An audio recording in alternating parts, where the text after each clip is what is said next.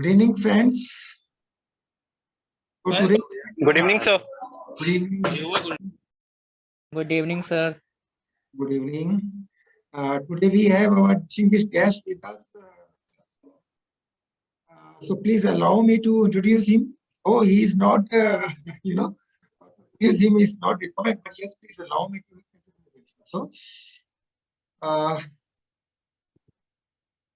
Saurabh Jain is a founder of Fun2Play. Fun2Play Labs believes in the motto, happy kids learn more. Fun2 Labs is pioneering research into transmedia education. Saurabh is ex-vice president. He was heading the Build for India program. He had an active role in startup products, developer relations, and social impact with Paytm. Saurabh has also managed the relationship with various industry bodies like NESCOM, Confederation of Indian Industries, FICCI, HDCCI, SOGM, TIE, and etc. etc.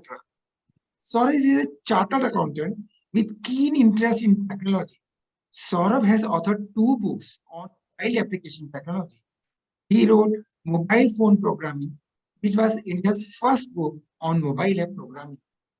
The book was published in 2003 and was a technical book on J2ME technology.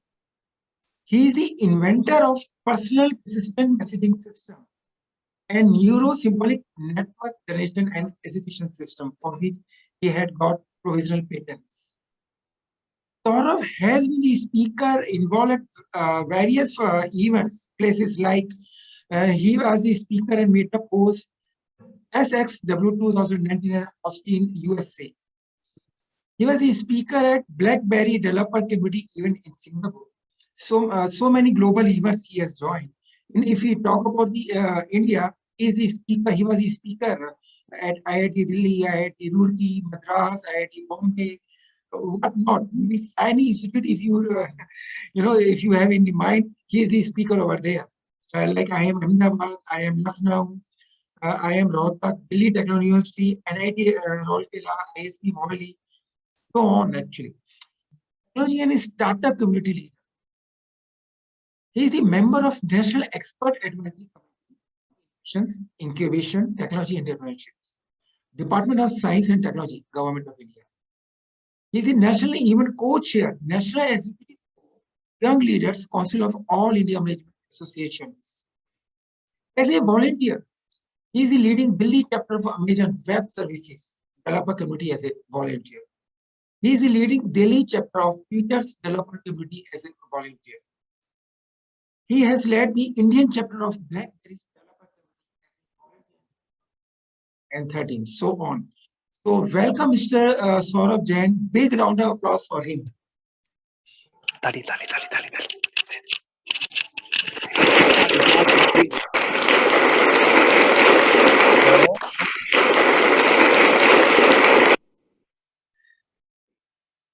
So over to you, sir. Hi. So I think it is great to be with all of you. And I think we can start. अगर आप थोड़ा बहुत मुझे ये समझ आ जाए कि audience is composed of people from what background, so I can customize the things accordingly. तो थोड़ा सा परवीन जी आप थोड़ा बता देंगे. In the interest of time मैं हर एक आदमी से नहीं कह रहा introduction देने को.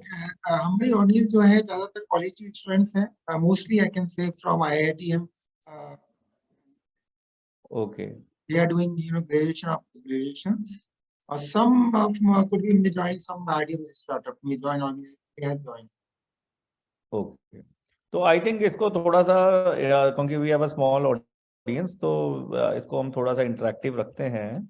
So and since it's college students, so I think काफी सारे college students के questions होते हैं specifically. I think startup में career से related होते हैं, अपनी startup खोलने से related होते हैं. Right. So we can start with that, and obviously today's topic जो growth marketing है उस पे भी हम focus करेंगे. So I would be happy if people can ask me questions. Sir बहुत सारे क्वेश्चंस हैं 1 by 1 करके.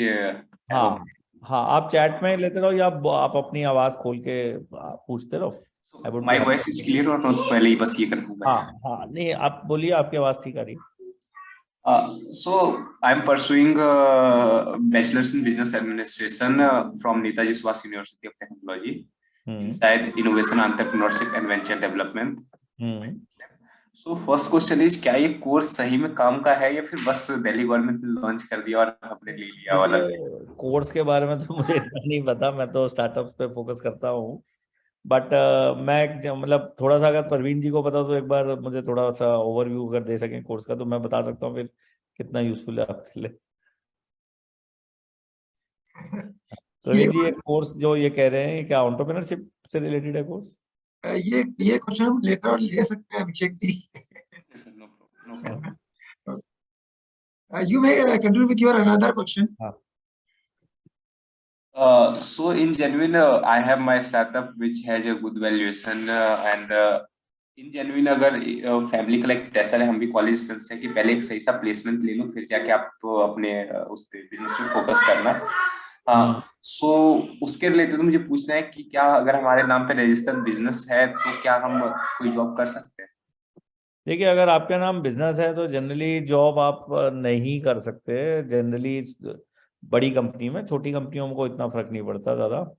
बड़ी कंपनी में तो क्लियर ही होता है कि वहाँ आप जब लिखते हैं तो आप लिखते हैं you are not doing any employment, you are not doing any other work. तो वहाँ तो उनको तो बड़ा क्लियर ही होता है, वो थोड़े सेंटी से भी होते हैं इन चीज़ों पे कि आप दूसरा काम कैसे कर रहे हो। तो आई थिंक वो तो है ही इशू। एक सेकेंड होल्ड करिएगा। हाँ, तो उसमें तो देखिए बिल्कुल कोई इशू है ही नहीं। अगर आप किसी बड़ी कंपनी में कर रहे हैं तो आजकल इसको मूनलाइटिंग भी कहते हैं, तो वो तो देखिए अलाउड नहीं है, बट आप कंपनी से परमिशन ले सकते हैं। जैसे एक एग्जांपल मैं अपना ही देता हूँ, तो पेटीएम मेरी एकलौती जॉब रही है पूरी जिंदगी में, बाकी मैंने अपने ही काम किया है। तो मैं जब पेटीएम ज्वाइन करी तो मैंने विजय शेखर शर्मा जो फाउंडर है, मैंने उनको कहा, मैंने कहा मैं अपना काम करना चाहता हूँ। तो मतलब ऑब्वियसली मैंने कहा काम तो यही करना है, बट मैं अपनी कंपनी जो एग्जिस्टिंग चल रही है वो बंद नहीं करना चाहता। तो वो बोले ठीक है चलाते रहो। एंड देखिए उस पर भी होता है कि आप ट्रांसपेरेंटली बता रहे हो, और उस पर डिपेंड करता है फिर आपकी कितनी वैल्यूएशन पर्सनल लेवल पे है जब आप जॉब लेने जा रहे हो। तो अब वो डिपेंड करता है, मतलब जैसे अगर आप कोई वकील सीए हो, आपका थोड़ा सा भी लोकली नाम है, तो जब आप किसी बड़ी फर्म को ज्वाइन करोगे तो जनरली वो कहेंगे छोड़ो, बिकॉज वो यही कहेंगे कि आप उनके क्लाइंट ले जाओगे।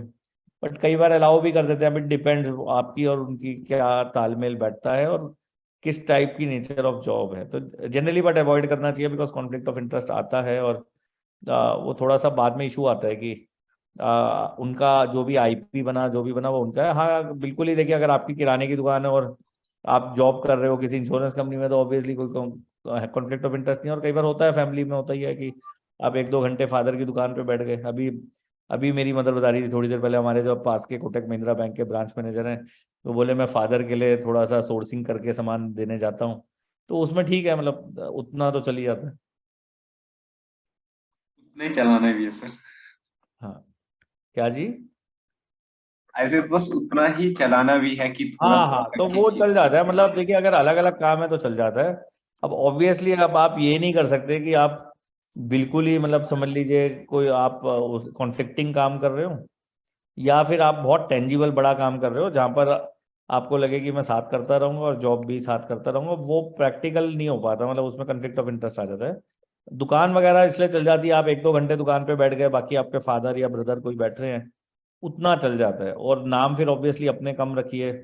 वो कई बार होता है फैमिली के नाम पे चल रहा है तो उतना चलता रहता है। अपने नाम में थोड़ा सा इशू आता है ज्यादातर बड़ी कंपनियों में, छोटी में इतना नहीं आता क्योंकि उतनी ज्यादा लीगली सेंसिटिव होती नहीं है छोटी कंपनियां। ठीक है, next question.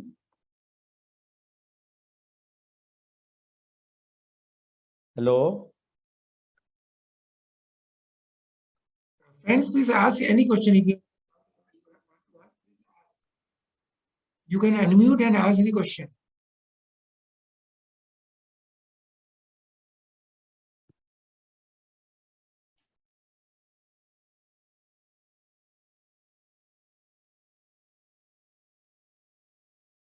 Akshat, Nishikant, Ravi, Ankit, I can see your names. Please unmute and anyone can ask. Aarti, Isha, Sagar, what happened today? Please unmute. You can ask anything today related to the startup.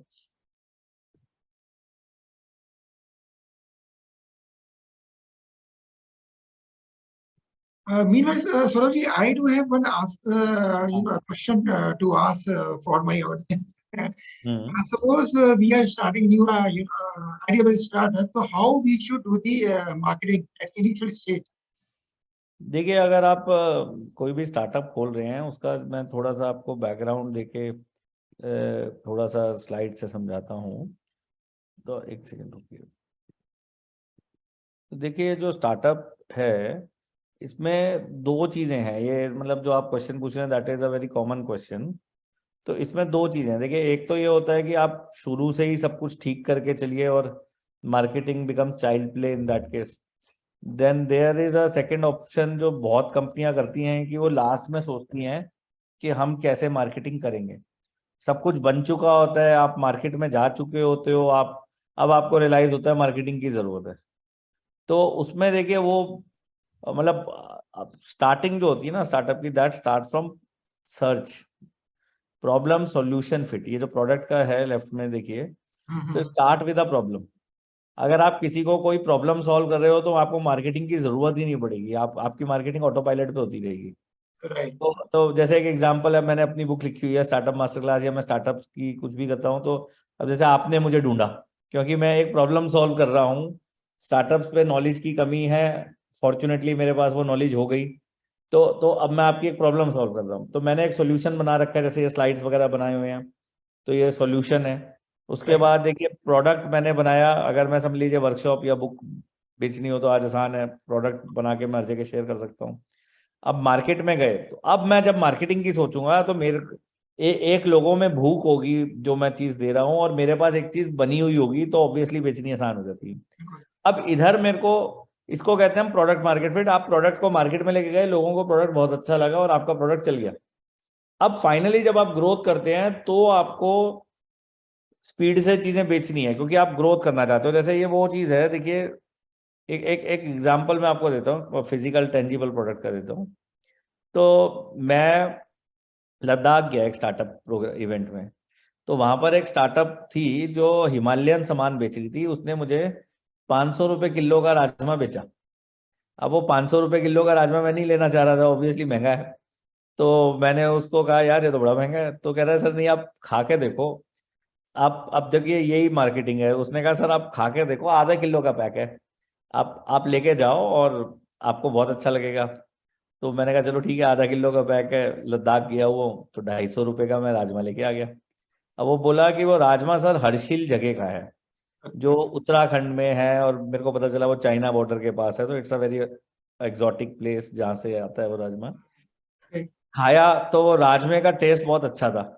अब देखिए, अच्छा था तो मैंने कई लोगों को बताया, वायरलिटी हुई। तो आपका जो प्रोडक्ट है ना, वो वायरलिटी होना बड़ा इंपॉर्टेंट है। तो वो वायरलिटी के लिए मैं आपको दिखाता हूँ। तो वायरलिटी के लिए मैंने स्लाइड बनाया हुआ है, मैं आपको एक सेकंड रुकिए दिखाता हूँ। तो ये 3 तरीके हैं आप प्रोडक्ट को प्रमोट कर सकते हैं। ये जो स्लाइड में दिखा रहा हूँ, स्टिकीनेस, वायरलिटी एंड पेड। तो देखिए, वायरलिटी हुई। अब वो 400-500 रुपए का राजमा था, वो ठीक है। अब स्टिकीनेस ये हुआ कि उस दिन के बाद हमने, इनफैक्ट राजमा महंगा था बट स्टिल हमने नॉर्मल राजमा ही मंगाना बंद कर दिया घर में। हम वही राजमा लेने लग गए। अब क्या हुआ कि ऑब्वियसली वो 500 रुपए का राजमा महंगा लगा मुझे भी, तो मैंने अमेजन पे 350 रुपए किलो में सेम वही हर्षिल का राजमा ढूंढ लिया। तो अब मैंने, उस लड़के का फोन आया, सर सर मैं दोबारा भेजूं? तो मैंने कहा, नहीं दोबारा मत भेज। एक बार तो मंगा लिया मैंने 1 किलो। तो बोला, सर वो 500 रुपए की। मैंने कहा, तुझे 5 किलो दे दे, मेरे को सस्ता दे दे। कह रहा, नहीं सर सस्ता नहीं हो सकता, आप बेचना तो 500 में ही पड़ेगा। तो मैंने कहा, 500 रुपए में कोई फायदा नहीं है। तो मेरे को अमेजन पे 350 रुपए किलो वाला मिल गया। मैंने वो मंगाना शुरू कर दिया। मैंने कहा, ठीक है, महंगा तो है नॉर्मल राजमा से, बट वो the taste is obviously very authentic. अब क्या है, देखिए, स्टिकीनेस हो गया, वायरलिटी हो गया, पेड।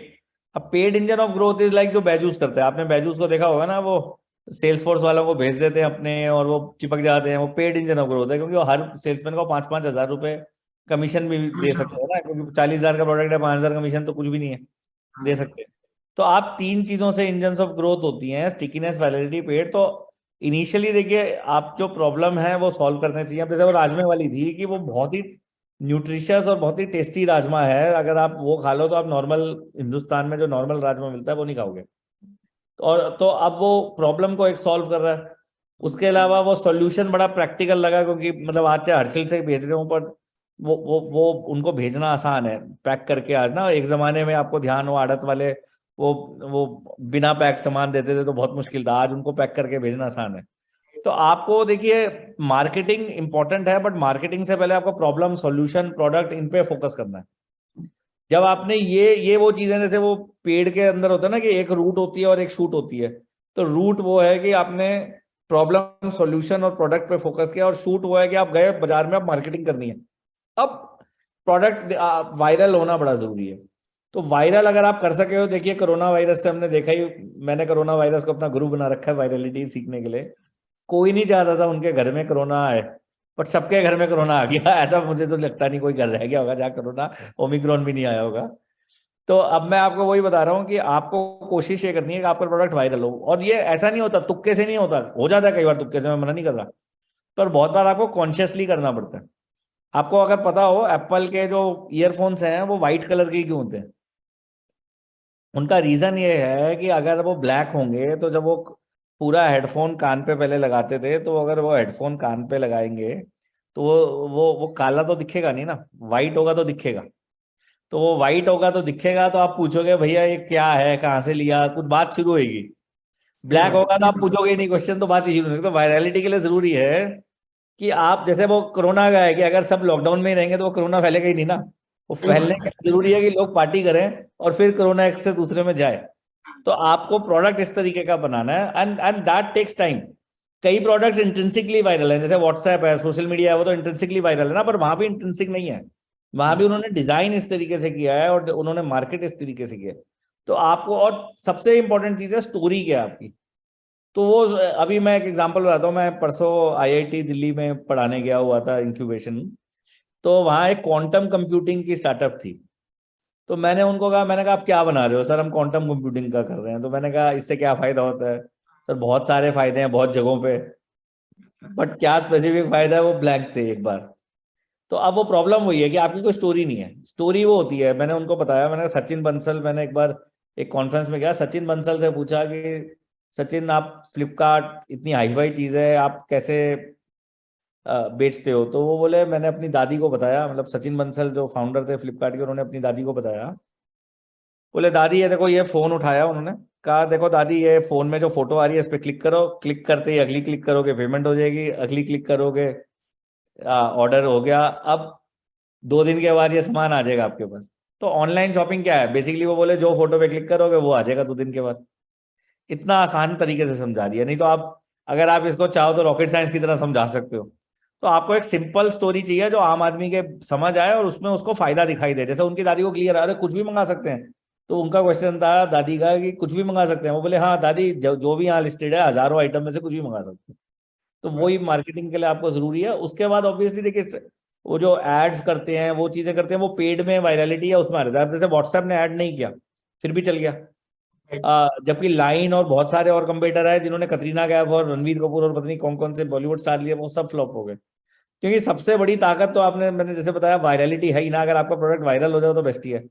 कई प्रोडक्ट वायरल नहीं होते, स्टिकीनेस है। पर जैसा पेटीएम ने ऐड करा, पर पेटीएम स्टिकीनेस है, एक बार को यूज करना शुरू कर देता है, पेमेंट है, उबर है, इन इन इन चीजों में फिर वो दोबारा चेंज नहीं करता। जैसे मैंने ओला नहीं कर रखा तो मैं ओला यूज नहीं करता, मैंने स्विगी डाउनलोड नहीं किया तो मैं जोमेटो यूज करता हूँ। तो वो आपकी एक स्टिकीनेस है कि मैं जोमेटो का यूजर बन गया, मैं पेटीएम का यूजर बन गया, मैं उबर का यूजर बन गया, तो मैं ओला नहीं करता। तो इस तरीके से आपकी मार्केटिंग में आप स्ट्रैटेजिकली चलेंगे, एंड फिर टैक्टिकल आप प्लान्स बनाएंगे। ऑब्वियसली कि समझ लीजिए कोई इवेंट हो रहा है, आपने उसको स्पॉन्सर किया, आपने गूगल एड्स यूज करे, तो वो आपको स्पेसिफिक फिर टैक्टिकल चीजें करनी पड़ेंगी। बट टैक्टिकल मैंने देखा सब कर लेते हैं, क्योंकि वो तो कॉमन सेंस वाली चीज है ना, कि अगर मैंने गूगल ऐड दिया तो वो तो फिर ऑब्वियसली आप दिल्ली में मार्केट कर ही लोगे अगर गूगल ऐड देके। जो प्रॉब्लम आती है, वो प्रॉब्लम यहाँ आती है कि आप स्ट्रैटेजिकली ब्लंडर कर देते हैं हम, एंड फिर हम सोचते हैं कि बिना फाउंडेशन के टैक्टिकली हम सिर्फ जीत जाए। वो नहीं जीत पाते। ये जो विजय जैसे लोग हैं, ये प्रैक्टिकल स्ट्रैटेजिकली बहुत सोचते हैं, उसके बाद टैक्टिकल कुछ चीजें ये उसी हिसाब से करते हैं। Right. Sorry, can you please guide for our audience also? बच्चों ने कोई स्टार्टअप डालना है कि आपकी आवाज प्रवीण जी कम ज्यादा होती जा रही है, मुझे कम सुनाई दे रही है। अब बेटर है। हाँ जी।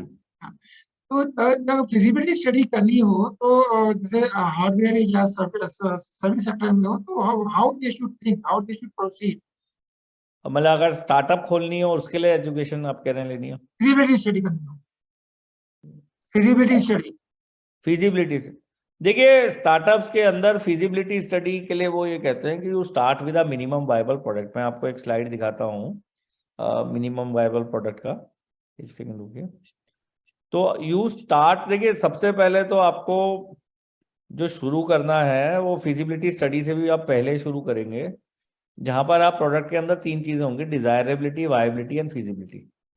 तो डिजायरेबिलिटी इसकी डिजाइन अच्छा है प्रोडक्ट का, people are able to understand and use the product in a good way, user experience अच्छा है। वायबिलिटी इज प्रोडक्ट खर्चे वाइज बहुत महंगा नहीं हो आप और आपके लिए प्रॉफिटेबल हो। और फिजिबिलिटी इज साइंटिफिक फिजिबिलिटी हो, तो साइंटिफिकली फिजिबल हो बनाने के लिए, तो आर्ट साइंस कॉमर्स तीनों हो। देखिए उसके बाद क्या है, आपको सबसे छोटा प्रोडक्ट बनाना है जो लोगों की वो प्रॉब्लम सॉल्व कर सकता है। ज्यादा बड़ा, हमारे इंडिया में एक बड़ी मेजर प्रॉब्लम है, हम बहुत बड़ा प्रोडक्ट बनाना चाहते हैं, बनाना चाहिए छोटा। अब आप ये देखो, मैं आपने एक चीज मैं आपको इंटरेस्टिंग बताता हूँ। हिंदुस्तान के अध्यात्म में कहते हैं ना, परिग्रह मत करो, कम से कम लो, कम में ही पेट भर जाएगा। और इंडिया वाले नहीं, अमेरिका वाले यही सेम करते हैं। अब मैं आपको बताता हूँ, श्रवणा भवन के पूरे वर्ल्ड में 50 आउटलेट भी नहीं है, कितनी फेमस चेन है। हल्दीराम के भी 100 आउटलेट भी नहीं है पूरे वर्ल्ड में। और मैकडोनल्ड के 29,000 आउटलेट है। रीजन, मैकडोनल्ड सिर्फ बर्गर बेचता है। हल्दीराम जाओ आप, 50 आइटम मिलती हैं। श्रवणा भवन जाओ, 100 आइटम मिलती हैं। तो वहां पर क्या है, वो एक स्टोर में 100 आइटम के लिए 10 शेफ रखने पड़ते हैं। और मैकडोनल्ड में आप मेरे ऑफिस के पियन को 2 घंटे की ट्रेनिंग के बाद बिठा दोगे, वो भी शेफ बन जाएगा। तो यही रीजन है, क्योंकि वो एक ही चीज बेचते हैं। मैकडोनल्ड पूरे वर्ल्ड में, देखिए अमेरिका में बीफ बेच देते हैं, इंडिया में वेजी बर्गर बेच देते हैं, चाइना में भी कुछ ऐसी पैटी बेच देते होंगे वो चाइना वाले जो खाते हैं चीजें। तो अब मैं आपको यही बता रहा हूँ कि स्केलिंग पैटर्न बड़ा इंपॉर्टेंट है, कि आपको कम से कम ऐसी चीज बनानी है जो ज्यादा से ज्यादा आउटपुट दे। और वो वैसे ही है, वो McDonald's is a very good example, कि आपने बर्गर बनाया, उस बर्गर की पैटी लोकलाइज करते रहे, वो बर्गर सेम ही रहा, अंदर की पैटी चेंज होती रही based on the local preferences. अब साउथ इंडिया जाओगे तो हो सकता है आप थोड़ा साउथ इंडियन फ्लेवर दे दोगे, नॉर्थ इंडिया में बर्गर बनाओगे तो आप नॉर्थ इंडियन फ्लेवर दे दोगे थोड़ा सा, बट बर्गर बर्गर ही रहेगा। तो अब आप you start with a minimum viable product. तो आप सबसे पहले फिजिबिलिटी स्टडी नहीं करते स्टार्टअप में, फिजिबिलिटी स्टडी करना is against this principles of startup. आपने एक प्रोडक्ट बनाया, प्रोटोटाइप, और उसके बाद आपने उसको एमवीपी बनाया, मिनिमम वायबल प्रोडक्ट, और मार्केट में ले गए। अब ये बच्चा प्रोडक्ट है, आपको पता है ये बच्चा प्रोडक्ट है, ये बड़ा नहीं है, ये बच्चा है।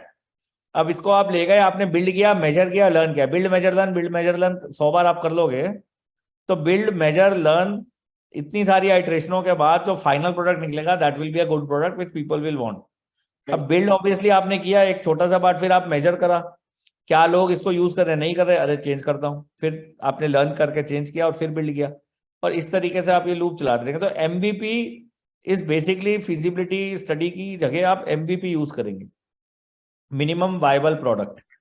और मिनिमम वायबल प्रोडक्ट है जुगाड़ प्रोडक्ट, जिसको आप लेके मार्केट में पहुंच गए। उसका एम क्या है, सरस्वती जी की आराधना है, लक्ष्मी जी की नहीं। आप मिनिमम वायबल प्रोडक्ट से रेयरली पैसे कमाएंगे, बट फिजिबिलिटी स्टडी में तो आप पैसे खर्च रहे होते हो ना। मिनिमम वायबल प्रोडक्ट में आप वो जो जुगाड़ प्रोडक्ट लेके गए हो उससे नहीं भी कमाओगे, कॉस्ट टू कॉस्ट भी बेच दिया, मैं कह रहा हूँ लॉस भी हुआ, तो तब भी वो फिजिबिलिटी स्टडी से सस्ता पड़ेगा। Agree agree. हाँ, इसका मैं एक एग्जांपल आपको देता हूँ। जैसे वो ये कहते हैं कि अगर आपको कोई चीज ऑनलाइन बेचनी है तो आप वो ऑनलाइन मिनिमम स्केल पे लिस्ट कर दो। जैसे अगर मेरे को वही एग्जांपल है कि मेरे को पूरी राजमा की फैक्ट्री खोलने की जरूरत नहीं है, मैं 10 पैकेट राजमा के लेके आया हर्षिल जाके, और वो मैंने अमेजन पे लिस्ट कर दिए। तो अगर वो 10 पैकेट बिक गए तो इसका मतलब डिमांड है, और अगर वो 10 पैकेट नहीं बिके तो इसका मतलब डिमांड नहीं है। और वो चीज धीरे धीरे होता है, कई बार चीज अच्छी है बट धीरे धीरे कंसेप्ट चेंज होता है। तो वो आपको वो देखना है कि वो नीश मेरी है या नहीं है मार्केट में। अगर वो नीश नहीं है तो obviously you are in the wrong market.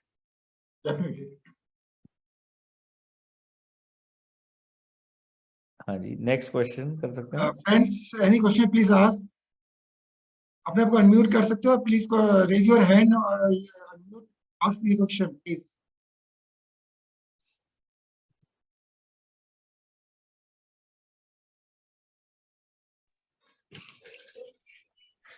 Very good evening sir. मुझे ये पूछना था कि जैसे कि मार्केटिंग में तो हम कोई भी स्टार्टअप अगर शुरू करते हैं तो क्या स्ट्रेटजीज हम अप्लाई करेंगे, because we are learners and we are new in this area. So क्या क्या हमें स्ट्रेटजीज अपनानी चाहिए कि मतलब हमारा मार्केट जो है वो ग्रो करे, हम जो प्रोडक्ट्स मतलब प्रोड्यूस करेंगे वो मार्केट में अच्छे से उसका मतलब एक अच्छे से वो ग्रो करे। देखिए वही मैं बता रहा हूँ, अच्छे से ग्रो करना जो गोल है उसके लिए आपको वही जरूरी है। मार्केटिंग का मतलब क्या है? मार्केटिंग का मतलब ये है कि आपने कोई चीज मार्केट में लेके गए और लोगों ने वो खरीद ली। तो उसके लिए वही सबसे पहले जो मैंने जैसे बताया कि सबसे पहले you have to start with कि मेरा जो प्रोडक्ट है वो क्या किसी की प्रॉब्लम सॉल्व कर रहा है। सेकंड ये है कि जो मैंने सॉल्यूशन बनाया क्या ये डिजायरेबल सॉल्यूशन है, जो यूज करेगा उसको अच्छा इम्पैक्ट आएगा। तो आपने देखा होगा शैम्पूज के अंदर खुशबू डालते हैं, क्यों डालते हैं? कि शैम्पू की खुशबू सूंघने के बाद यूजर बड़ा खुश होता है अच्छी खुशबू के साथ। तो वो डिजायरेबिलिटी है या नहीं, वो जो सैशे है वो इजीली फटता है या नहीं। आपको छोटी छोटी एस्पेक्ट देखने हैं। एक छोटा सा एग्जांपल देता हूँ। एप्पल एप्पल ऐसे ही नहीं बन गया। एप्पल का जब आप फोन खरीदते हैं ना तो एप्पल का फोन चार्ज आता है, 50% चार्ज पे होता है। और किसी और कंपनी का जब पहले खरीदा करते थे, आज से अब तो सबको पता ही चल गया एप्पल वाले ऐसे करते हैं, तो सारी कंपनियों ने कॉपी मार लिया होगा। बट आज से 10 साल पहले अगर आप कोई फोन खरीदते ना तो सैमसंग का फोन आपको आके चार्ज करना पड़ता है 1 घंटा यूज करने से पहले, पर एप्पल का फोन सेमी चार्ज स्टेट में आता था। तो उसका रीजन यही था, वो कहते थे कि किसी आदमी ने इतना महंगा फोन खरीदा तो वो एकदम यूज करना चाहेगा ना, 1 घंटे के बाद यूज करने में वो जोश निकल जाता है। और वो जोश ही तो वायरलिटी कराएगा ना, वो जोश ही तो यूजर एक्सपीरियंस दे रहा है ना आपको। तो इसलिए उन्होंने वो चीज करी। तो आपको सॉल्यूशन के अंदर वही देखना है कि वो डिजायरेबल है फिर वायबल है। ये आपको देखना है। देखिए अगर लोगों को मार्केटिंग आपने करी, अब जैसे एक एग्जांपल है, मेरा बेटा कहता है पापा टेस्ला कार खरीदो, पर इंडिया में टेस्ला आती ही नहीं। खरीदोगे भी तो 2 करोड़ की आएगी इंडिया में या 1 करोड़ की आएगी, तो वो कोई आम आदमी खरीद नहीं सकता। तो अब मेरा पॉइंट ये है कि वो वायबिलिटी भी आपको देखनी है कि वो वायबिलिटी है या नहीं।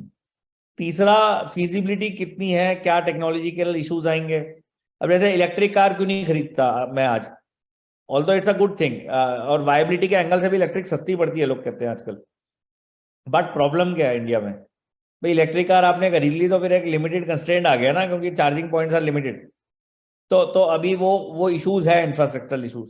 तो आपको मार्केटिंग से पहले ये सारी प्रॉब्लम सॉल्व करनी है। उसके बाद फिर आप जब मार्केटिंग करेंगे तो आप यू हैव टू फाइंड कि भाई ये क्या मैं वायरलिटी कर सकता हूं, क्या मैं ये सब चीजें जो मैंने आपको बताई। फिर फाइनली आप टैक्टिकल चीजों पे आएंगे। तो फर्स्ट स्टेज इज जो आपने बिल्कुल डीप रूटेड चीजें ठीक करी। सेकंड स्टेज इज आपने इंजन ऑफ ग्रोथ ढूंढे कि मैं कौन सा इंजन ऑफ ग्रोथ कर सकता हूँ। थर्ड इज टैक्टिकल चीजें कि मैं गूगल एड्स करता हूँ। फिर आती है ट्रैक्शन वाली चीजें कि क्या मैं ग्रोथ हैकिंग करता हूँ। तो ग्रोथ हैकिंग कैसे होती है? SEO, social media marketing. अगर आप डिजिटल साइट पे जाते हैं तो यही सब होती है, social media marketing, SEO, search engine optimisation जिसे हम कहते हैं। और आप न्यूज लेटर्स चलाएंगे। आप कोशिश करेंगे कि लोग आपका कंटेंट शेयर करें फ्रीली। तो आप डिजिटली, जैसे लोगों ने देखा होगा कंटेंट मार्केटिंग करते हैं। लोग क्या करते हैं कि आर्टिकल्स लिखते हैं, जैसे कोर्स वाले क्या करते हैं, फ्री आर्टिकल्स लिखते हैं, उसके बाद फिर लोग उनके कोर्स पे आते हैं। तो कोशिश आपको ये करनी है कि आप ये ग्रोथ हैकिंग वाली चीजें करें। प्योरली एड से काम नहीं चलता है। मतलब एड्स की यूटिलिटी है। जैसे आपने अंकुर वारिको को सुना हो, बड़े फेमस स्टार्टअप गुरु हैं। तो अंकुर वारिको क्या करते हैं, अंकुर वारिको बहुत सारा फ्री कंटेंट देते हैं और साथ में उन्होंने पेड कोर्सेज बना रखे हैं। तो वो कंटेंट मार्केटिंग होगी। तो आपको फिर वो इसको कहते हैं ट्रैक्शन के लिए। आपको मैं एक बुक है बड़ी फेमस, उसमें ट्रैक्शन के लिए 10-15 चीजें उन्होंने बता रखी हैं, ये करो। तो आप वो फिर टैक्टिकल चीजें हैं। बट जैसे मैं आपको बता रहा हूँ, ये स्ट्रैटेजिक और इंजन ऑफ ग्रोथ और फिर टैक्टिकल चीजें इस तरीके से करना है। आप सिर्फ टैक्टिकल करके बहुत ज्यादा आगे नहीं जा सकते, बिकॉज अगर आपका प्रोडक्ट ही बेकार है तो कोई यूज नहीं करेगा। अगर आपका प्रोडक्ट कोई प्रॉब्लम ही सॉल्व नहीं करता, जैसे क्रिप्टो का एग्जांपल लेता हूं मैं। क्रिप्टो बहुत चल रहा था पिछले साल तक, क्योंकि क्रिप्टो लोग लिए जा रहे थे, there was a Ponzi scheme की तरह लोग लिए जा रहे थे। आगे समझ आ नहीं रहा था यूज क्या है। अब क्या हो रहा है, अब आज क्रिप्टो गिरने लगा है तो वो गिरे ही जा रहा है, मतलब वो कहीं रुक ही नहीं पा रहा। रुक क्यों नहीं पा रहा? There are systematic risk involved in the crypto ecosystem.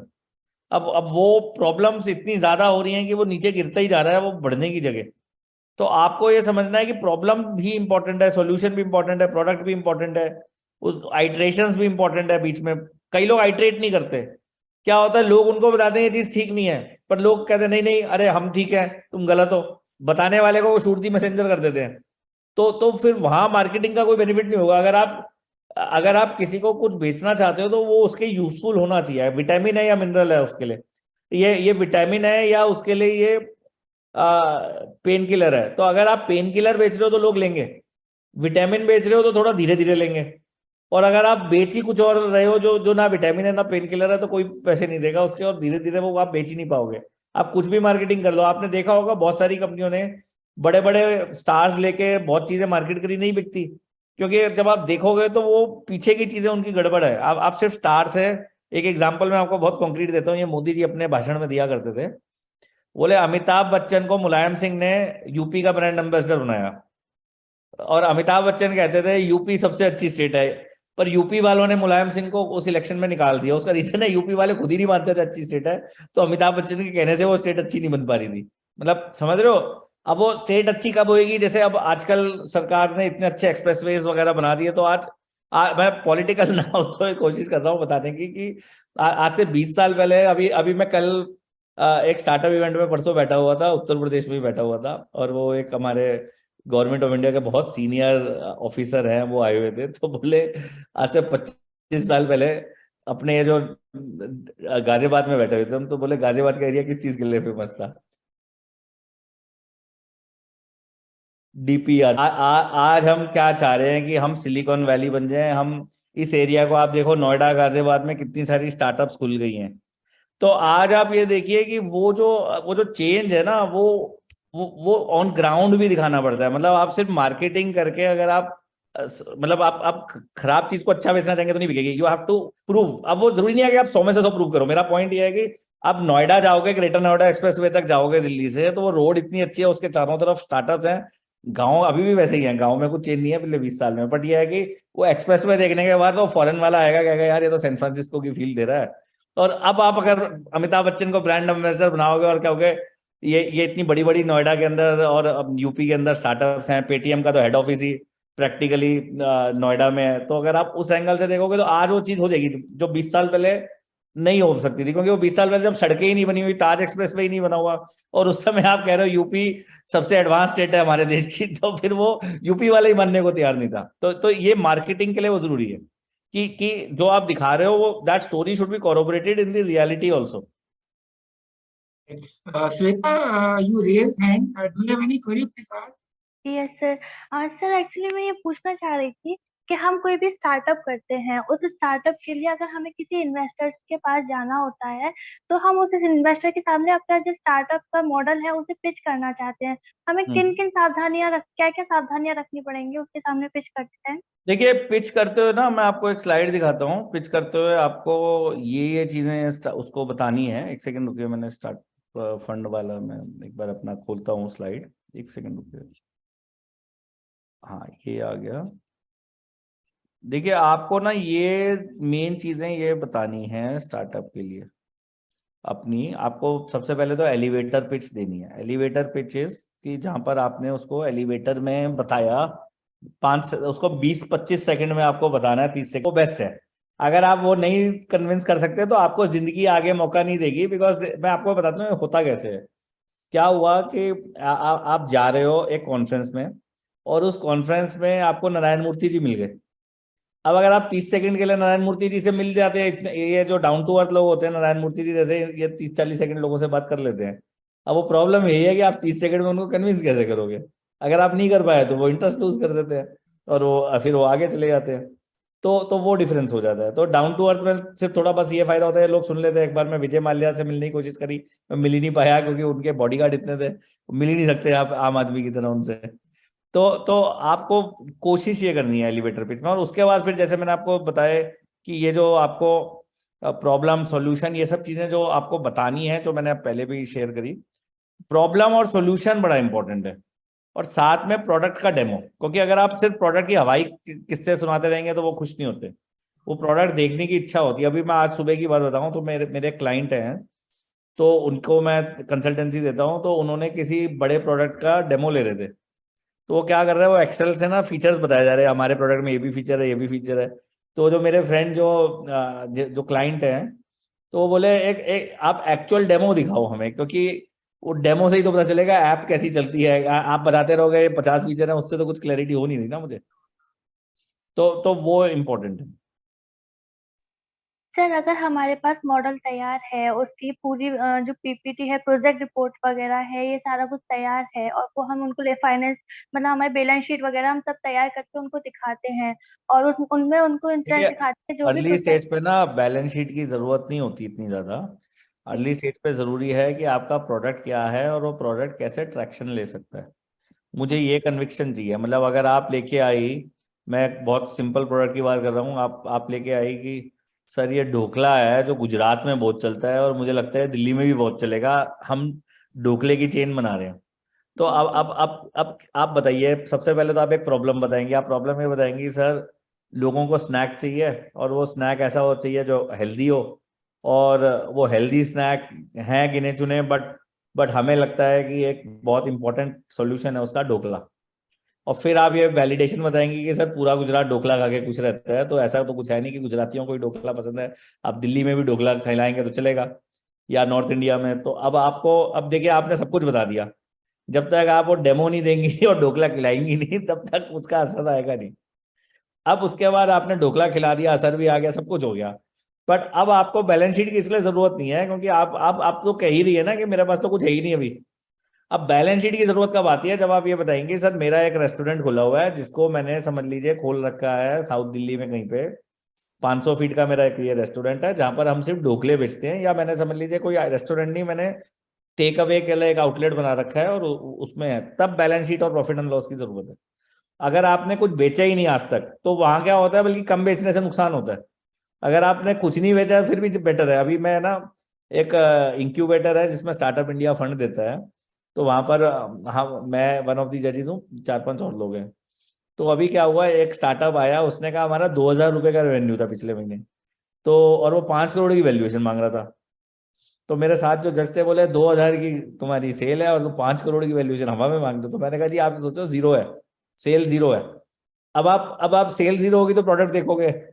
जब आप 2000 की सेल देखोगे तो आपको लग रहा है फटीचर प्रोडक्ट है।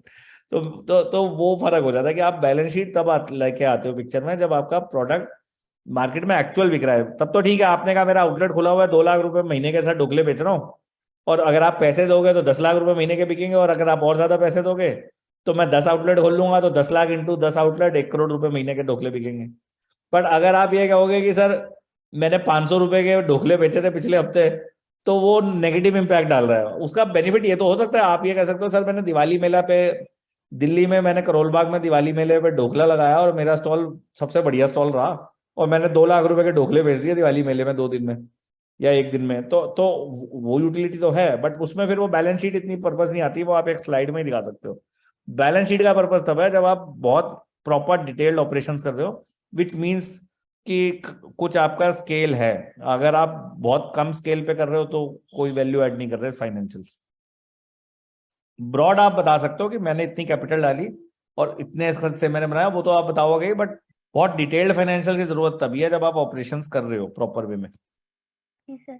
सर ये इंक्यूबेटर्स हमारी मतलब किसी भी स्टार्टअप के लिए किस तरह से हेल्प कर सकते हैं? अगर कोई भी स्टार्टअप करना चाह रहा है तो इंक्यूबेटर्स उसको किस टाइप से हेल्प कर पाएंगे? देखिए इंक्यूबेटर का यूज क्या होता है, 2 यूजेस हैं इंक्यूबेटर के ना। इंक्यूबेटर का जो पहला यूज है वो ये है कि एक तो आपको लाइक माइंडेड पीपल मिल जाते हैं, तो उसकी अपनी आप में बहुत यूटिलिटी है। आज समझ लीजिए आपको जैसे अब मैं ही फॉर एग्जांपल बहुत सारे इंक्यूबेटर्स में जाके स्पीच देता हूँ, तो आप डायरेक्ट मेरे पास आएंगे तो देखिए due to lack of time मैं आपको 1-to-1 बता नहीं सकता, पर अब जब कोई इंक्यूबेटर या कोई कम्युनिटी आपको बुलाती है तो मैं आ जाता हूँ। तो इसी तरीके से अब जब आप इंक्यूबेटर के थ्रू आएंगे तो आपको मेंटर मिलना आसान हो जाता है। दूसरा ना, कोविड से पहले तो बड़ा क्लियर था कि आपको फिजिकल ऑफिस स्पेस चाहिए थी, तो इंक्यूबेटर आपको स्पेस देता था।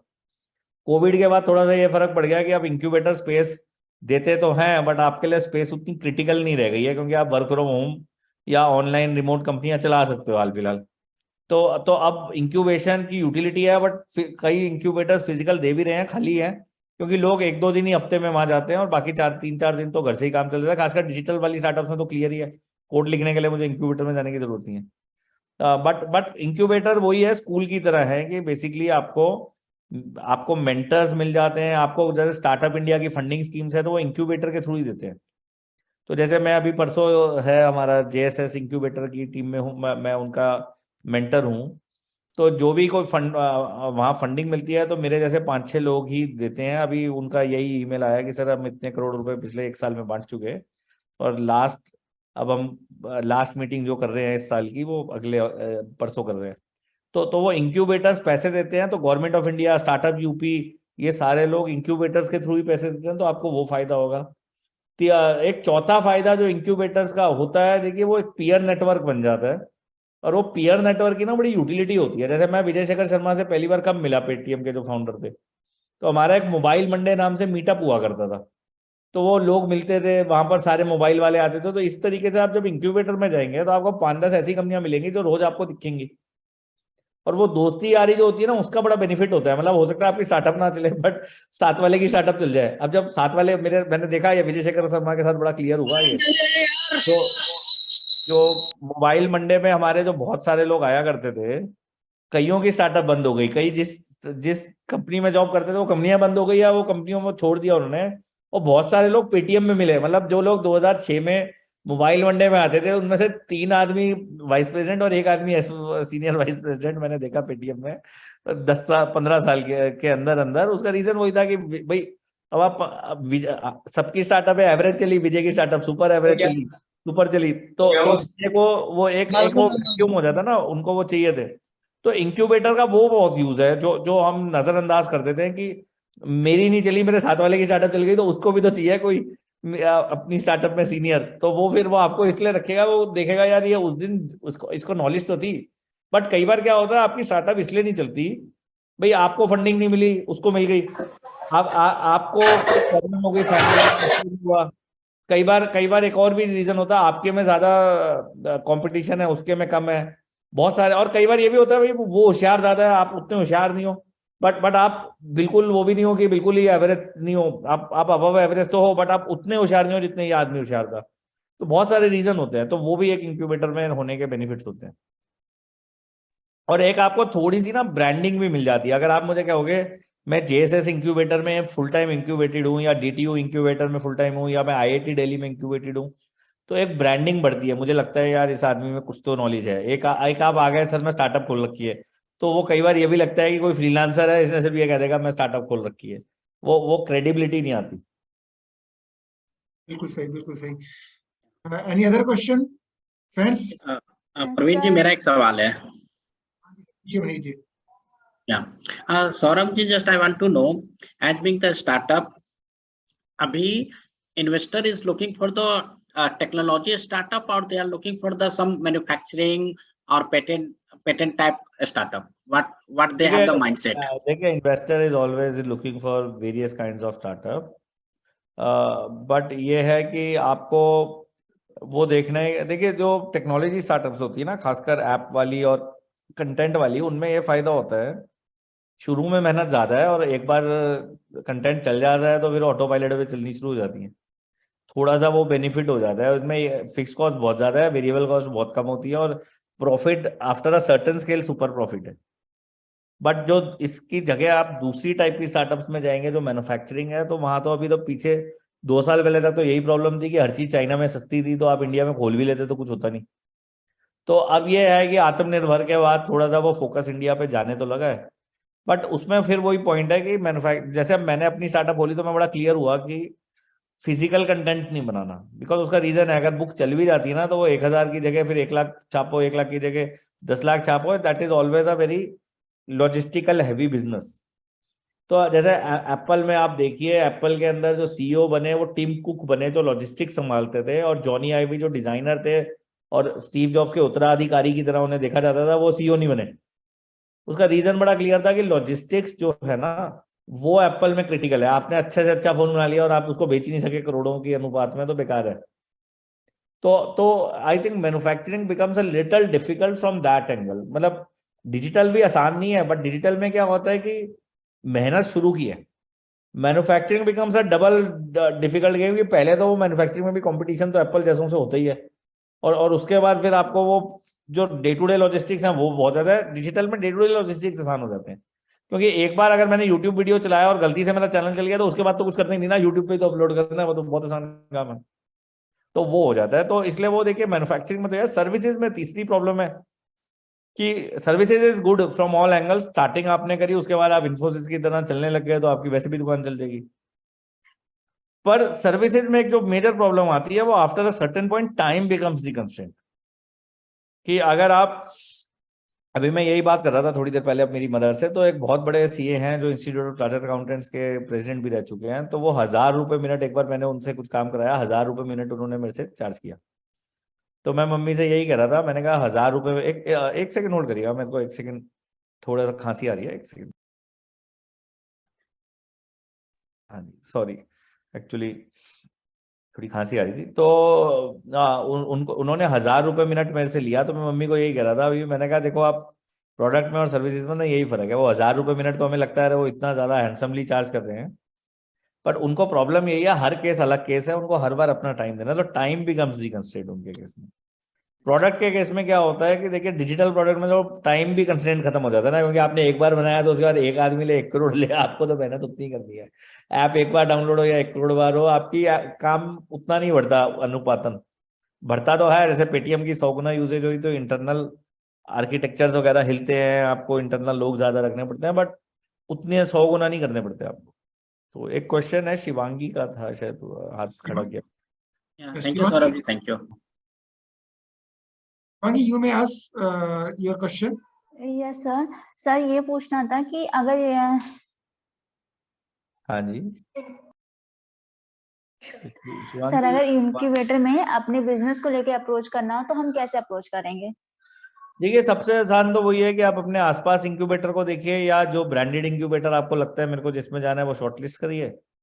आप अपनी वो जो मैंने प्रेजेंटेशन दिखाई वो प्रेजेंटेशन बनाइए ये सारे पॉइंट्स के साथ, और आप उनके पास जाइए कि सर मैं आपका इंक्यूबेटर ज्वाइन करना चाहता हूँ।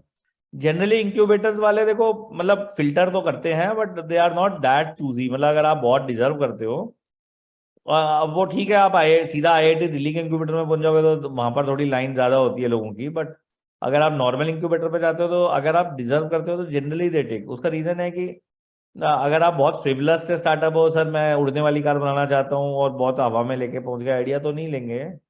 बट अगर आप एक्चुअल ऑन ग्राउंड उनको कुछ दिखाओगे प्रोडक्ट का डेमो, और जो 50-60% भी बना हुआ हो तो वो ले लेते हैं जनरली।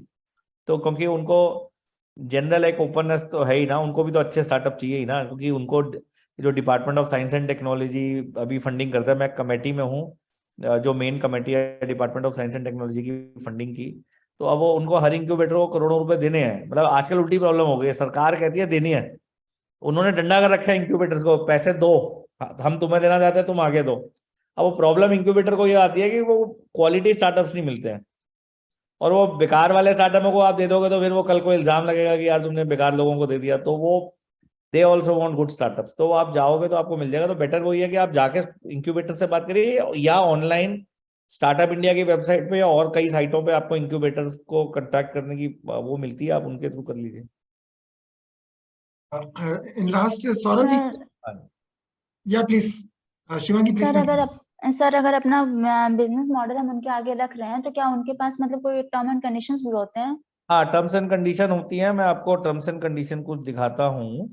मतलब ये इंक्यूबेटर खैर इतनी डिटेल में तो नहीं लेते टर्म्स एंड कंडीशन, बट जब कोई इन्वेस्टर इन्वेस्ट करता है ना वो इतनी सारी टर्म्स एंड कंडीशन देता है।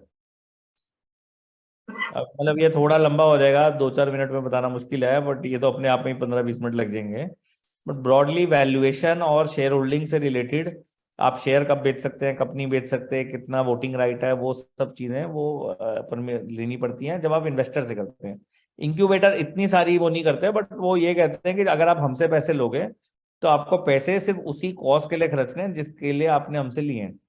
तो अगर आपने कहा कि मैं एक ऐप बनाना चाहता हूं जो अर्बन क्लैप की तरह है, तो फिर वो ऐप पे ही पैसे खर्चने हैं आपको। मतलब आपको ऐप या उससे हार्डवेयर सॉफ्टवेयर जो भी रिलेटेड है, आप ऑब्वियसली उससे जाके वर्ल्ड टूर नहीं मार के आ सकते, उतना उनका कंट्रोल रहता है जनरली इंक्यूबेटर्स का।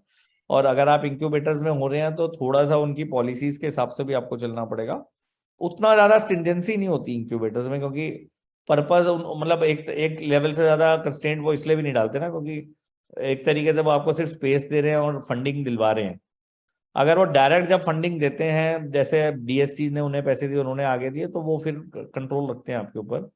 आपको उनको अकाउंट्स देने होंगे हर साल, वो सब तो करते ही हैं। बट हाँ, इतना ज्यादा ड्रैकोनियन नहीं होता है जैसे एक जनरल सरकारी सिस्टम होता है, उतना नहीं है। बट थोड़ा बहुत तो देखिए ध्यान रखेंगे ही, नहीं तो मिसयूज हो जाता है फिर फंड्स का। Thank you sir. Saurabh ji, in last can आपकी आवाज नहीं आ रही जी। क्लोजिंग रिमार्क शेयर कीजिए आपके। देखिए क्लोजिंग यही है, आपसे मिलके अच्छा लगा मेरे को। और मेरे हिसाब से आपको देखिए स्टार्टअप्स में एक चीज बड़ी क्लियर है कि मेन चीज, जैसे मैंने आपको स्लाइड इनिशियली दिखाया था, मेन चीज है प्रोडक्ट। मतलब स्टार्टअप में देखिए जो सबसे इम्पोर्टेंट चीज है ना, वो है आपको प्रोडक्ट जो बनाना है ना, वो प्रोडक्ट आपके लिए सबसे इम्पोर्टेंट है। और वो प्रोडक्ट कहाँ से स्टार्ट होता है? देखिए शुरू से जब आप बनाना शुरू करते हैं ना, स्टार्टअप कैनवस जो मैंने दिखाया था, you start with a problem which I want to solve, and finally आप आईपीओ पे जाके खत्म होते हैं। ऑल्दो पेटीएम के बाद मुझे अभी लगने लगा आईपीओ पे भी स्टोरी खत्म नहीं होती है। स्टोरी तो बल्कि जैसे एक हिंदी फिल्म में होता है ना कि लड़का लड़की मिल गए तो स्टोरी खत्म हो जाती थी, पर असली जिंदगी में शादी पे स्टोरी शुरू होती है आपकी। तो ये बिल्कुल वही वाली चीज है कि आईपीओ पे तो स्टोरी शुरू होती है। सही बात है। बट इनिशियली आप प्रॉब्लम से शुरू करते हैं, फिर आप ऑब्वियसली ये पूरा इस फेज में चलते हैं, प्रॉब्लम से सॉल्यूशन, फिर प्रोडक्ट, फिर मार्केट में जाते हैं, फिर ग्रोथ करते हैं, फिर फाइनली प्रॉफिट आता है। और पीपल के अंदर आप देखिए तो पहले आप फाउंडर्स को फाइंड करते हैं, फिर आप एक कोर टीम रखते हैं, फिर आप कॉर्पोरेशन बनाते हैं, एक बड़े लेवल पे आपका नाम होता है, 100-200 लोग रखते हैं, 1000 रखते हैं। बूटस्ट्रैपिंग होती है इनिशियली। बूटस्ट्रैपिंग का मतलब है आप अपने, देखिए साइकिल पे आप अपने थोड़े से पैसों के साथ चल रहे हैं। फिर एंजल इन्वेस्टर आपको मिलता है, वो वैल्यूएशन देता है आपकी कंपनी को। वेंचर कैपिटलिस्ट आता है। जैसे मैं एग्जांपल अपना देता हूँ, जब मैंने कंपनी छोड़ी पेटीएम और अपना काम शुरू किया, तो मेरे लिए बड़ा आसान था। 10-20 लाख के साथ मैंने अपनी स्टार्टअप शुरू कर दी, तो मेरी का स्टार्टअप की वैल्यू कोई होती नहीं, क्योंकि मैं मतलब बूटस्ट्रैप कर रहा हूँ। पर मेरे पास कुछ एंजल इन्वेस्टर्स आए, वो बोले मैं हम इन्वेस्ट करना चाहते हैं। तो मैंने कहा भैया ठीक है, इतनी वैल्यूएशन पे इन्वेस्ट कर दो। वो मान गए, इन्वेस्टमेंट हो गई। अब अगर मेरी कंपनी में प्रोडक्ट मार्केट फिट जिस दिन भी हो जाता है, उस दिन प्रोडक्ट मार्केट फिट के बाद वेंचर कैपिटलिस्ट इन्वेस्ट करने को रेडी हो जाएगा। और वेंचर कैपिटलिस्ट जिस दिन आप प्रॉफिटेबल हो जाते हो, आईपीओ लाते हो, तो आपकी एक लेवल के बाद आप जाके प्रॉफिटेबल हो गए तो फिर ऑब्वियसली आईपीओ ला सकते हो। तो ब्रॉडली ये लाइफ साइकिल है, कोशिश करिए। और एज अ स्टूडेंट मैं कहूंगा कि देखिए स्टार्टअप का ना, मैं आपको एक छोटी सी स्टोरी जाते हुए सुनाता हूँ, बड़ी इंटरेस्टिंग स्टोरी है। तो पेटीएम में 2 लोग थे मैनेजर। तो एक आदमी तो पेटीएम में रह गया और मैनेजर बना रहा। एक आदमी ने अपनी स्टार्टअप खोली। अब वो स्टार्टअप ने, जिसने वो स्टार्टअप खोली, उसकी स्टार्टअप शुरू में उसको बहुत अच्छा इन्वेस्टर मिल गया और बहुत ग्रो करी 5-6 साल। और उन्होंने 50 या 100 दुकानें खोल दी जिस प्रोडक्ट की वो कर रहे थे। 100 दुकान का नेटवर्क भी बन गया उनका, एक्सक्लूसिव दुकानें। तो कितनी बड़ी स्टार्टअप हो गई आप सोचो।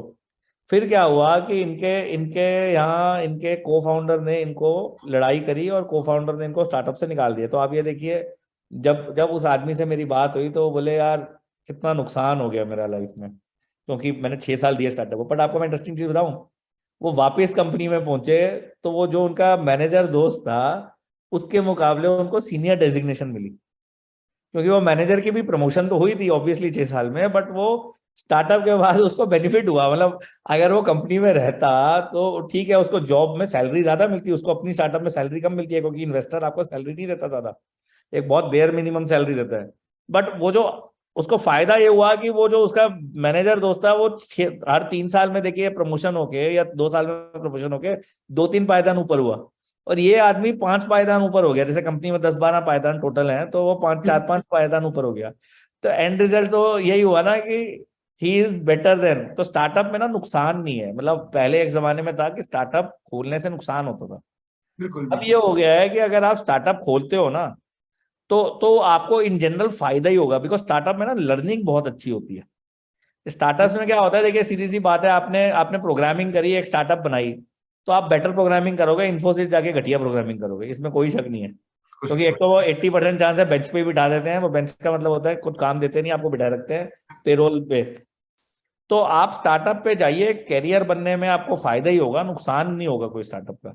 और ये जैसे हमारे जो सिन्हा साहब हैं, वो सीए हैं, तो ये बता सकते हैं कि जैसे आर्टिकलशिप होती है ना, एक होती है डमी और एक होती है काम करके मेहनत करके, तो वो जो मेहनत कर रहा होता है वो उस समय तो बेवकूफ लगता है। जब कॉलेज का टाइम होता है तो आदमी कहता है यार ये डम्मी वाला बढ़िया घूमता फिरता रहता है और ये मेहनत करने वाला बेकार है। और बाद में क्या होता है, मेहनत करने वाला बढ़िया रहता है और वो जो डम्मी होता है वो रोता है। और ये होता है असली जिंदगी में, मैं आपको बता रहा हूँ। मैं एक बड़ा इंटरेस्टिंग एग्जांपल देता हूँ आपको। मेरा एक कजन था, तो मेरा कजन ना जब वो दिल्ली यूनिवर्सिटी में पढ़ता था तो ही गॉट, मतलब हिज फादर इज रिच, तो उसको उन्होंने एक अच्छी सी कार दिलवा दी। उस लड़के के पास खूब पैसे थे एंड वो बहुत ऐश करता था, दिल्ली यूनिवर्सिटी में रहता। अभी पता है पीछे क्या हुआ, फैमिली में पार्टीशन हुआ and he was not knowing how to even take his property, जो उसका हक बनता है वो भी वो ले नहीं पा रहा था, क्योंकि उसको कुछ लिखत पढ़त ही नहीं आती थी। तो अब आप ये देखिए, वो मैं यही सोच रहा था मन में, मैंने कहा जब ये कॉलेज में था इसने बिल्कुल मेहनत नहीं करी और आज इसका खामियाजा भुगत रहा है कि अगर इसकी फैमिली वाले इसका हक मार ले तो इसको तो वकील के पास जाके केस करना भी नहीं आता कि मैं कैसे वापस लूंगा। तो आप मेहनत करेंगे तो आपको बेनिफिट होता है, स्टार्टअप में लॉस नहीं होता। और लॉस सिर्फ आप प्रॉफिट एंड लॉस आज देख रहे हो, 15 साल 20 साल में जब आप देखोगे तो स्टार्टअप्स का बड़ा बेनिफिट होता है। और विजय जैसे लोग जो पेटीएम के फाउंडर हैं, विजय जैसे लोग सीनियर लेवल पे बहुत सारे स्टार्टअप फाउंडर्स को रखते हैं। जैसे इस आदमी ने जब फोन, विजय को जानते थे ये आदमी, तो इन्होंने विजय को मैसेज किया कि जी विजय, मेरी स्टार्टअप थी बट अब मैं आपकी कंपनी में जॉब करना चाहता हूँ। तो विजय ने उनको सीनियर लेवल पे रखा। उसका रीजन सिर्फ वही था कि विजय को पता है यार इस आदमी ने 0 से 100 आउटलेट खोल लिए थे, ठीक है इसके पार्टनर ने निकाल दिया तो वो ठीक है, मतलब that is in between him and his partner ना, बट आदमी में तो दम है ना। जो आदमी 0 से 100 आउटलेट खोल सकता है वो मेरे यहाँ 1000 आउटलेट से 10,000 आउटलेट या 1 लाख आउटलेट कर सकता है ना। तो इस बात की यूटिलिटी है। एंड यही स्टार्टअप का मेरा फाइनल ये है कि आप स्टार्टअप में जाने में सिर्फ ये मत सोचिए कि पैसे हैं। स्टार्टअप आपको इतना तपा देगा कि आप वो आपके अंदर का हीरा निकल के आएगा। सो इंडियन सौरभ जी, बहुत बहुत धन्यवाद, आपने प्रीशियस टाइम दिया हमारे सभी ऑडियंस के लिए। इस वक्त मैं चाहूंगा सभी लोग अगर अपना मैं अपना आप खोल या प्लीज। मैं सिर्फ अपना थोड़ा सा शेयर करना चाहूंगा, जो मेरा सोशल मीडिया वगैरह के प्लीज हैंडल्स है। अगर कोई मेरे को फॉलो करना चाहता है तो आई शेयर वुड बी कीजिए प्लीज। हैप्पी अगर आप, हाँ जी एक सेकंड बस। तो मेरा, अगर आप मुझे फॉलो करना चाहते हैं तो तो आप ट्विटर पे, मैं एक बार लिख के आपको दिखा देता हूँ जूम पे। अ, तो आप मेरे को ट्विटर पे फॉलो कर सकते हैं। मैं जनरली ट्विटर पे काफ़ी एक्टिव रहता हूँ @skj सौरभ के नाम से। और आप मुझे लिंक्डइन पे बस सौरभ जन पेटीएम सर्च कर लीजिएगा तो जनरली लिंक्डइन पे खुल जाता है, आप मुझे फॉलो कर सकते हैं। और एक मेरी स्टार्टअप मास्टर क्लास नाम से बुक है अमेजन पे, स्टार्टअप, मैं एक सेकंड आपको दिखा देता हूँ। ये विजय शेखर शर्मा जो पेटीएम के फाउंडर हैं, इन्होंने इसको फॉरवर्ड किया हुआ है। ये देखिए, ये मेरी बुक है। मैं आपको एक सेकंड रुकिए, आई होप एक सेकंड बस देखिए।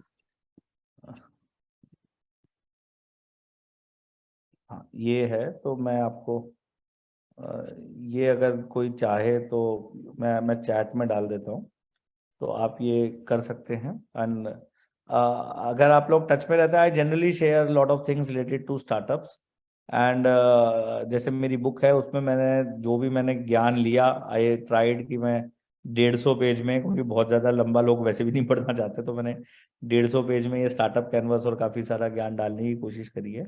तो आप ये कर सकते हैं। अगर आप मुझे ट्विटर पे या लिंक्डइन पे फॉलो करेंगे तो आई generally share my blogs also, तो आपको वो भी दिख सकता है।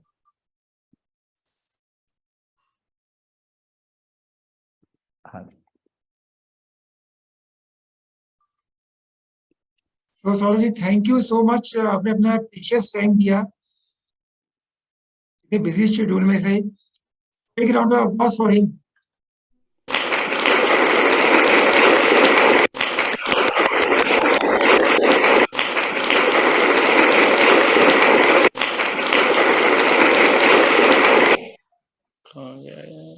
ओके जी, bye.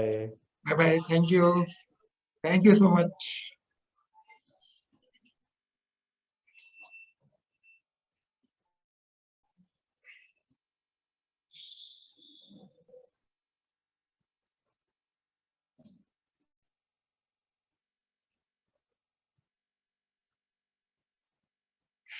Thank you so much, sir.